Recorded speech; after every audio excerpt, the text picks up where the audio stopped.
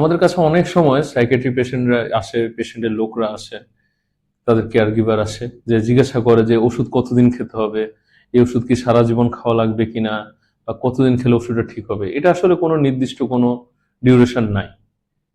এক একটা রোগের ক্ষেত্রে, এক একটা রোগের সিভিয়ারিটির ক্ষেত্রে এক এক রকম ডিউরেশনের ওষুধ চলে। কিন্তু কোনো ওষুধই আমরা হঠাৎ করে বন্ধ করব না, এই জিনিসটা আমাদের রোগীকে অবশ্যই বলতে হবে।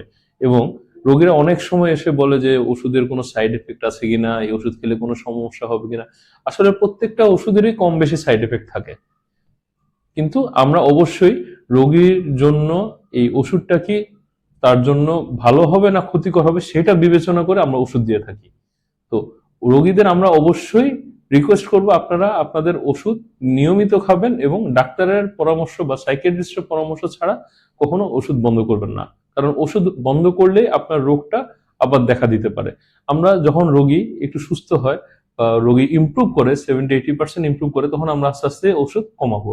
এবং বেশিরভাগ ক্ষেত্রে দেখা যায় সাইকিয়াট্রির ওষুধগুলো, যেগুলোকে সাইকোট্রপিক ড্রাগ বলে, এগুলো যদি হঠাৎ বন্ধ করে দেওয়া হয় তখন কিন্তু রোগীর বিভিন্ন রকম উইথড্রল সিমটম হয়। এই জন্য আমরা রোগীর ওষুধ বন্ধ করার ক্ষেত্রে আস্তে আস্তে ওষুধ কমিয়ে তারপর বন্ধ করে থাকি। এটা অবশ্যই রোগীদের মেনে চলতে হবে। ধন্যবাদ।